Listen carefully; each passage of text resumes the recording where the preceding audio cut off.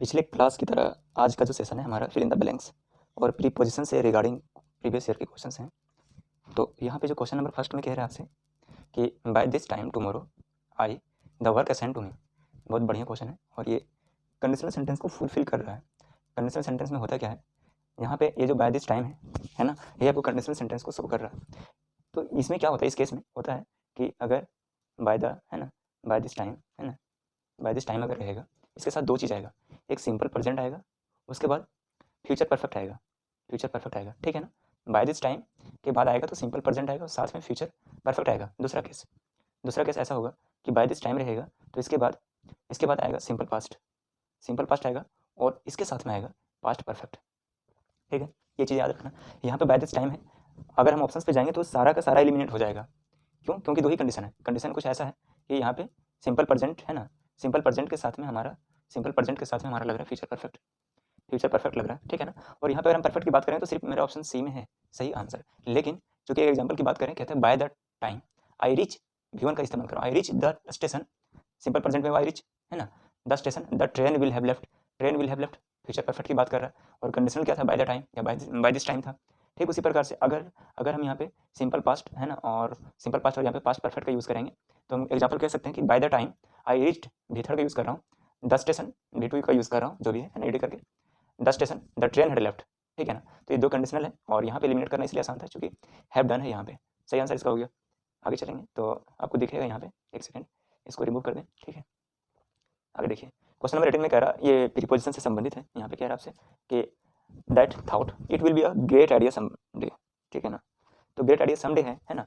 Preposition की अगर हम बात करेंगे तो होल्ड के साथ में, देखिए होल्ड के साथ में अगर हम अप का यूज़ करेंगे तो होल्ड अप मतलब होता है वेट करना, ठीक है ना। ठीक है, अगर उसी प्रकार हम होल्ड के साथ ऑन का यूज़ करेंगे तो भी होता है वेट करना शॉर्ट टाइम के लिए। आप कई बार जब कॉल पे होते हैं कस्टमर केयर वगैरह में तो कहते हैं ना कि होल्ड अप है ना, या होल्ड ऑन कॉल को, तो होल्ड ऑन करने के मतलब होता है कि वेट करना। ठीक उसी प्रकार से अगर चेक करने के सेंस में हो, ठीक है ना, तो हम होल्ड के साथ में इस्तेमाल करते हैं डाउन। होल्ड डाउन का मतलब होता है मतलब चेक करना। कई बार कस्टमर सर्विस में कहा जाता है होल्ड डाउन योर कॉल, अपने कॉल को वेट कीजिए, मैं चेक करता हूँ, ठीक है ना। ये दो चीज़ें हैं। अच्छा, एक चीज़ और भी है, होल्ड अप का मतलब होता है थामना। अगर हम यहाँ पे अप का यूज़ करेंगे, ठीक है ना, अप का यूज़ करेंगे तो इसका मतलब भी होता है कोई चीज़ को थामे रखना, रोक के रखना, ठीक है। लेकिन यहाँ पे एक और ऑप्शन है, ऑप्शन ए में कह रहा है hold on. Hold on to का मतलब होता है जब यहाँ पे क्वेश्चन में समबडी या समथिंग रहे या सम के साथ जुड़ा हुआ कोई वर्ड आए, उसके साथ हम लोग ऑन टू का यूज़ करते हैं होल्ड के साथ में। तो यहाँ पे हमारे पास ये की पॉइंट था, यहाँ पे समडे आया हुआ है, इसका सही आंसर ये हो जाएगा, ठीक है। देखिए नेक्स्ट क्वेश्चन। नेक्स्ट में कह रहा है कि Robin watch as the smoke steadily from the chimney, ठीक है ना। रॉबिन देखा यहाँ पे है ना कि स्मोक जो है स्टडीली कंटिन्यू चिमनी से क्या हो रहा है, निकल रहा है। तो जब चिमनी से निकलने के सेंस में जो यहाँ पे होगा, क्योंकि चिमनी से धुआं निकलता है, और धुआं के निकलने के सेंस में जो होगा यहाँ पे हंग है। हंग मतलब होता है लटका देना, और रोज मतलब होता है उठता हुआ देखना, लेफ्ट मतलब होता है छोड़ना, वेंट मतलब होता है जाना, है ना। तो यहाँ पे धुआं का उठने के सेंस में इस्तेमाल कर रहा है, क्योंकि चिमनी से धुआं उठता है और हम लोग नॉर्मली कहते भी हैं कि चिमनी से धुआं उठ रही है, यहाँ पे आग लगी वहाँ से धुआं उठ रही है। तो उठने के सेंस में यहाँ पे रोज V2 का यूज़ किया है, क्योंकि यहाँ पे आप देख रहे हैं कि एक सेंटेंस में जब भी कभी पास्ट का यूज़ होता है वर्ड तो बाकी सारे के सारे पास्ट हो जाते हैं। यहाँ पे वाज था तो यहाँ पे रोज हुआ, ठीक है ना। इसका सही आंसर हो जाएगा बी। नेक्स्ट क्वेश्चन में कह रहा है कि the girl was as she was drenched in the rain. कहता है, क्वेश्चन कहने का सीधा सिंपल सा मीनिंग है कि जो लड़की है ना, बारिश में भीगने से ड्रेंच हो गई। तो यहाँ पे दो तीन चीज़ें हैं, एक है कि बोल्ट का इस्तेमाल कर रहा है, एक है गोल्ड कॉल्ड टाइट। तो कॉमन सी बात है कि अगर जब कोई बारिश में भीग जाता होगा तो बारिश में भीग जाने के बाद आदमी कैसा फील करता है, कैसा ठंडा फील करता है।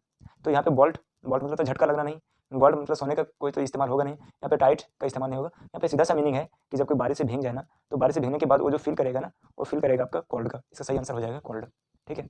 नेक्स्ट क्वेश्चन कह रहा है कि use an to steer a boat, है ना।